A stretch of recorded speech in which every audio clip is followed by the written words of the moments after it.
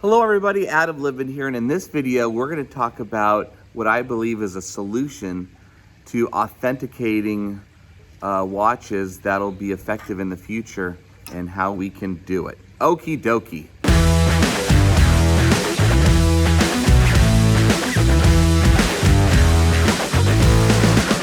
Hello everybody, Adam Livin here. In this video I have, and who else do we have? Eli. All right, and here is the problem we are discussing, is how to authenticate watches. So I've got a couple of fakes right here. So this is a Bluesy Gold.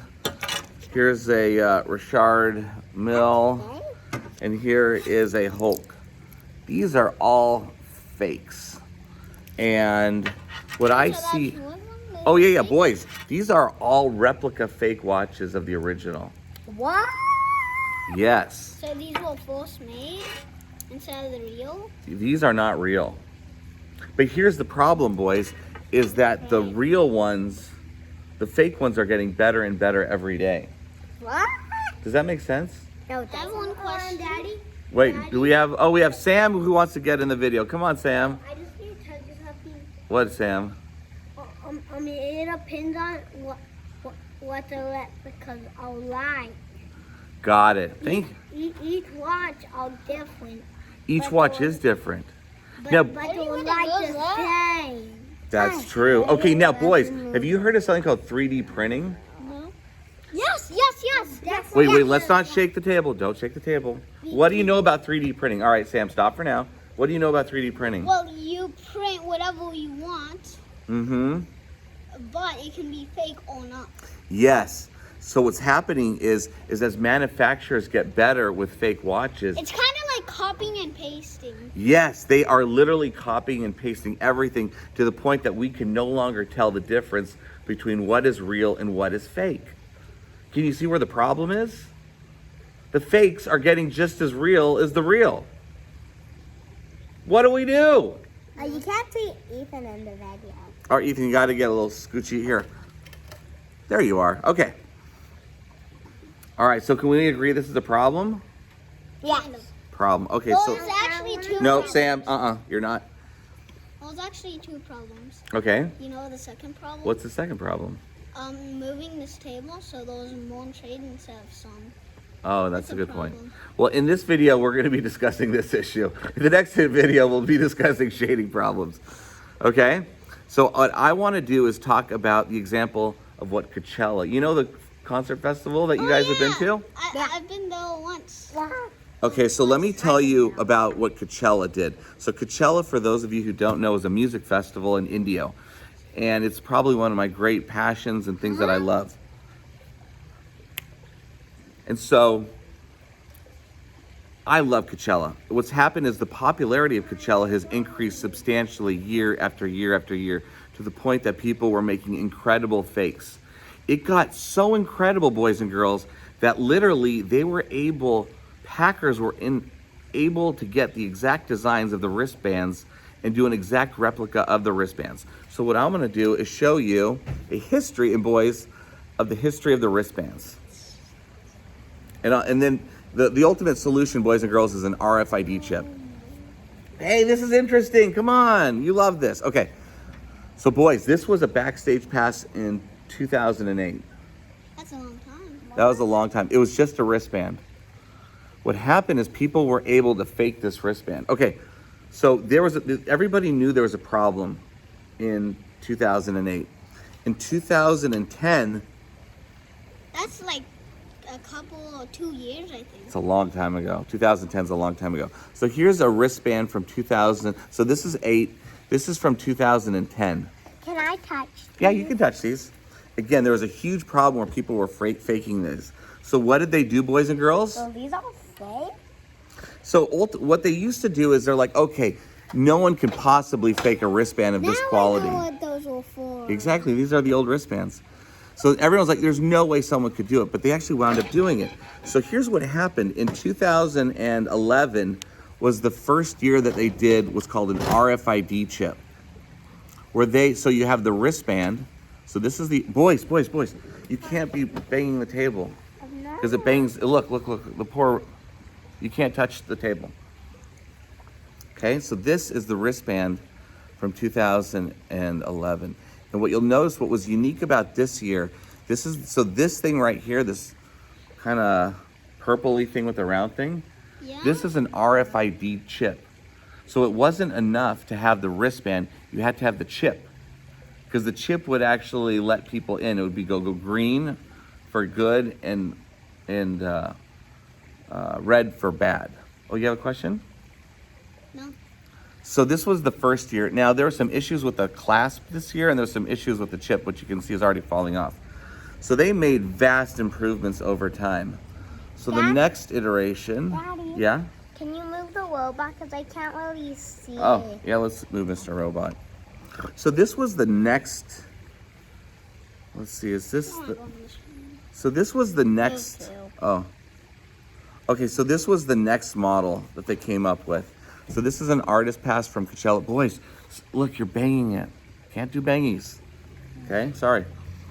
So this was an artist pass of Coachella for 2007. And what you'll notice here is you have the wristband, which is very hard to duplicate. Plus they had this RFID chip that would let you into different places. What was interesting about this model is that people started putting these on the market. So what they did in the next iteration, so this is the next year, this is 2018. What they did is people, the owl. So what people were doing in 2000, so what the improvement they made in 2018, maybe you can see this, is they actually put letter coding on the sides of the P. And the reason for that, boys, is people were posting these online, but they didn't know that because there was the code on the side and they saw these were for sale. By the way, so this is a production pass. You're not supposed to sell these passes. It's for a lot of security reasons. You don't sell these passes, but people were selling them. And bad reasons? Bad reasons, because this gets you into the backstage area and it could be a potential hazard, safety hazard. So what the improvement was in this year was they put these tags, or I'm sorry, these letter codes, so they could actually deactivate this chip. Isn't that cool? Kind of. Kind of. Now the next year, okay, just to let you know, so this is an artist pass. This was the production pass. That's for Coachella, this is for Stagecoach. And again, I don't know if it comes up in the video, but on the sides, there's those lettering. In the next year, they actually went to a newer model. And what the difference here is, it's much more pronounced, where you can actually see the lettering on these codes. And so what they did is they progressively got more advanced in their security. But in this little thing right here is an RFID chip. It's an RFID chip that can authenticate it. So this right here, boys, is a real Rolex. And what I believe the future of the watch industry is gonna be, is they're gonna place RFID chips in this part of the wristband, in this part of the wristband, and inside the casing. What? It's so hot here. Oh, here, do you wanna come over here? Or do you want me to switch? Yeah. All right, here, we're gonna switch. The cast is doing a mutiny on me. Yeah, you get a small chair. I get the smaller chair. Okay. Oh yeah, that sun is powerful. So what I believe, you. I know you did. Okay, let's finish this video. Hey, I don't need anyone's help. Okay, so again, I believe what one of the key issues in the watch industry today is authenticating stuff. So what I believe is gonna happen is every authorized dealer is gonna have an authenticated RFID chip in every part of the main bracelet, and here, and inside of the casing. And that way we can authenticate based on RFID. I realize that there's still, boys. I still realize that there are issues to resolve, and I'm not saying that this is foolproof, but this will definitely alleviate a lot of the issues, because the RFID chips, especially if we can match both sides of the wristband and inside the watch, I think that'll be a substantial help going forward in the future. Boys, what do you think? Thumbs down? What do you think, Ethan? But do you see the problem? Okay, let's just say you spent $100,000 for this watch. All right, this watch is $30,000. I could have bought a car. Yes, for this thing, you could buy a car. And what if the fake, okay, the real version of this watch is 30,000 and the fake is 10, but they're selling real watches that are fake. I'm sorry, apologies. There's bad people out there that are selling fake watches as real. So they're charging 30,000 for 10,000, and then what happens is they try to sell that watch and they're, hey, this is worthless. This is a piece of crap. That's messed up. That's exactly, and what I'm saying, oh, whoa. That was your fault. That was my fault. I'm sorry, boys. Okay, let's get back to it. Dude, your thing on the camera is getting so bright on your phone. I know. I can see all my wrinkles. Okay. Okay, but let's imagine that you had paid all this money and it's fake. So what I'm saying, boys, and the thing is, fakes are getting better every day, that we can't even tell the difference. Now, right now, we can tell the difference, but with 3D printing and better printing technology, it's going to get to the point where you cannot tell the difference But between that's what's... going to get more messed up because then you're going to use more money. Exactly, but they'll charge more money for the fakes because there's such a demand for them. Okay. It's such a big market, boys. So anyway, what I think is they're going to use the Coachella model where they're going to put the chips. So remember when we went to Coachella? Yeah. And remember we went to backstage area and every place you go bing, bing, bing, bing, bing, bing. Tell everybody, how many times did they check this wristband? 5 times? Probably every 50 feet that we went inside the backstage area, they validated this. Remember you had to go bing, bing. And I remember this because of 2 times, because yours sometimes Like, come in the scene, come in. because sometimes yours thing didn't work, and I still remember this just because someone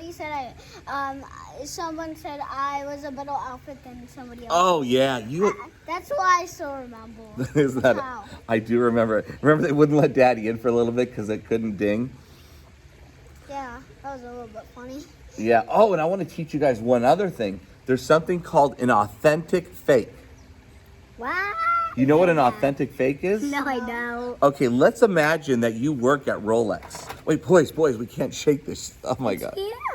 Was that me? Yeah. Oh my God. Okay, so, okay, let me tell you about an authentic fake. An authentic fake is when you work at the factory closes down for the day, but you build another one. So you have real parts, real equipment, everything is real. It's just an unauthorized production of this watch. Does that make sense? Ethan, you just did it again. Okay, No. all right, an authorized fake, what is it? Give me I wasn't paying attention. I was moving my chair. Okay, let me start over again. An authorized fake is when a legitimate person makes an unauthorized production. So let's just say that you work at the Rolex factory, right? Yeah. And you have all the tools. But what happens is you come in the middle of the night and you make a watch just for yourself. You have all the real parts. You have all of the real equipment. Everything is real. Besides, Except watch. the watch is a watch that you built for yourself. It's not. It is.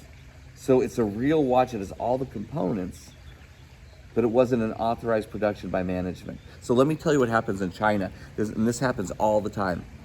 In China, at the factories, like let's say at the Apple factory, and I know this for a fact, is what they'll do, maybe not the Apple, I'm sorry, I shouldn't say that, Samsung for sure, is what they'll do is they'll be making these, and then the production manager will make a couple extra for himself, and he sells these on the side for pocket money. But it costs more than the fourth. No, it costs less. Wait, what? No, let's not shake. Okay. So more people would like that store and keep going to it? No, I'm so sorry. Let me be more clear. Let's say, okay, I got an example. You know Grandpa Leo works at the tire store?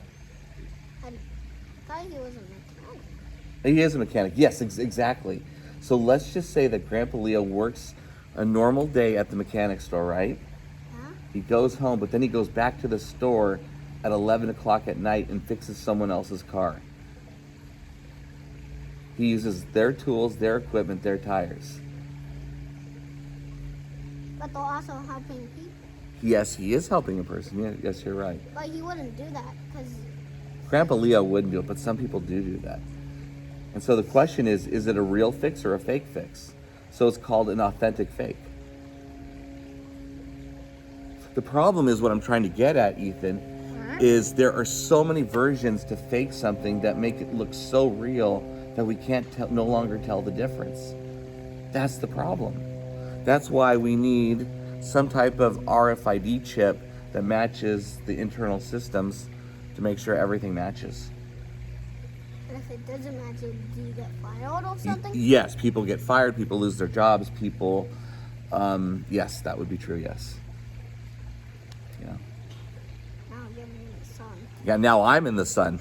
Okay, everybody, so let me kind of recap this video. What I see as the problem today is fakes. A majority of the fakes on the market, you can tell they're fake. However, with 3D printing, with machinery getting just so incredibly good, is that I believe that in the near future, we're not going to be able to differentiate a real watch from a fake watch. And in addition, with the issue of authentic fakes, the only way that we're going to be able to eventually truly authenticate things is through RFID chips. And I do believe that Coachella Festival is the model of how you use RFID technology to authenticate the authenticity of something being real or fake. And then automatically, if something doesn't match up, you can deactivate the code. And this is public information. There could be a public registry, so that way people just don't get scammed.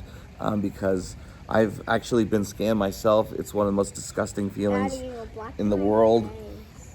And I really just, again, if you're buying a fake, you're buying a fake. If you're buying something real, you're buying something real. And there should be no in between. And when people get taken advantage of, it really breaks my heart because, I mean, it breaks my heart. It absolutely breaks my heart. What you're trying to say is like the one time where Tia, one of the robbers took her car? Is that what you're trying to say? Kind of like that. Remember when someone took Tia's car and they stole it? Yeah, I don't remember, but Tia told us. Well, I just do not like when people steal. It's not nice. Yeah.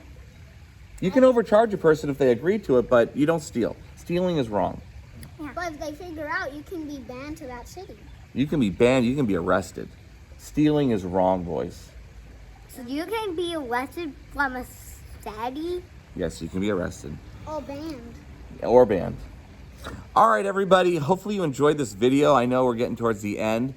Please subscribe. Please like our video. I would appreciate it because we're trying to build the channel. And hopefully you have a great day. Take care, everyone. Bye-bye. Bye. Bye. Bye. Bye.